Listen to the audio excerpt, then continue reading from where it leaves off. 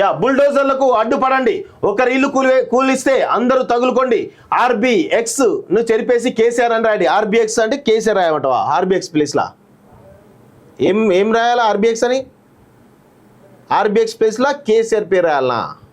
ఏ కేసీఆర్ యువ పురుషుడా? సిగ్గుండాలి. కేసీఆర్ తీసుకుపోయి ఆ మూసిలో ముంచితే ఉన్న పీడ పోతుంది నిన్ను వాడిని తీసుకపోతే. నేను చెప్తాను రేవంత్ రెడ్డి ఒకటే మాట చెప్తాను, రిక్వెస్ట్ చేస్తాను, దయచేసి ఈ కల్వకుంట్ల కుటుంబాన్ని తీసుకుపోయి మూసి నదిలో ముంచేయండి, ఈ పీడ వదులుతుంది. తప్పేమీ లేదు.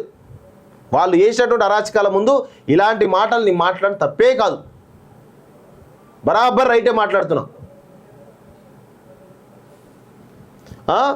రేవంత్ కాదు, ఆయన తాత వచ్చినా ఏమీ చేయలేడు. మూసీ మే లూటో ఢిల్లీ మే బాంటో అనేది కాంగ్రెస్ నాదం.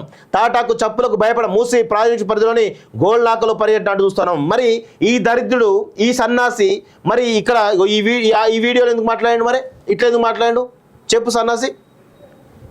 దుర్గ చెరువు ఉంది, దాని కింద ప్రగతి మొత్తం ఆ ఛానల్ మొత్తం కబ్జాలు, దాని మీద ఇల్లు కట్టారు. సో దానివల్ల ఏమైందంటే ఇక్కడ water there was no other way to go but to enter into residential layouts. నిర్దాక్షిణ్యంగా కొట్టిపారేయండి. బుల్డోజర్లు పెట్టి మన జేసీబీలు పెట్టి ఎవరు అడగొచ్చినా కూడా పోలీస్ సపోర్ట్ తీసుకుని కొట్టిపారేయండి. Don't spare anybody. నిర్దాక్షిణ్యంగా వ్యవహరిస్తాం ఇక్కడ నుంచి.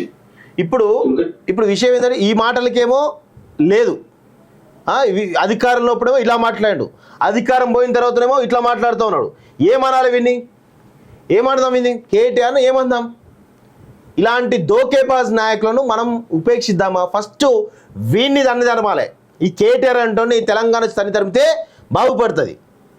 అప్పుడు అధికారంలో ఒకలాగా, అధికారం దిగిన తర్వాత ఇలా మాట్లాడుతూ ఉంటే, రెచ్చగొడతా ఉంటే ప్రజలు ఏదో అయిపోయిందేమో దాంట్లో ఆత్మహత్య చేసుకుని ప్రేరేపిస్తున్నారు వీళ్ళంతా కూడా.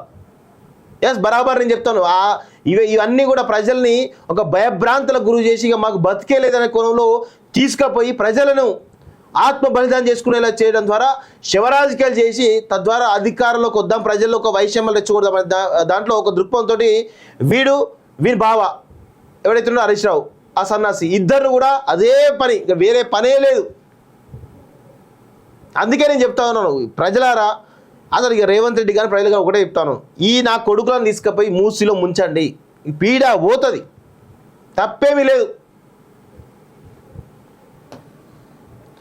భరోసా ఇవ్వకుండా రెచ్చగొట్టుడైంది.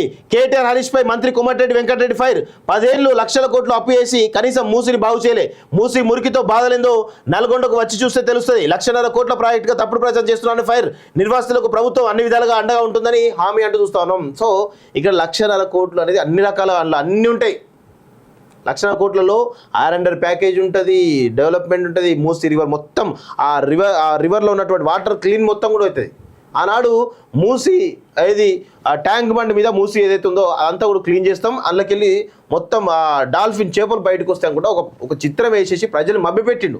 2014 10 సంవత్సరాల అధికారంలో ఒక్క చుక్క నీళ్ళు కూడా క్లీన్ చేయలే.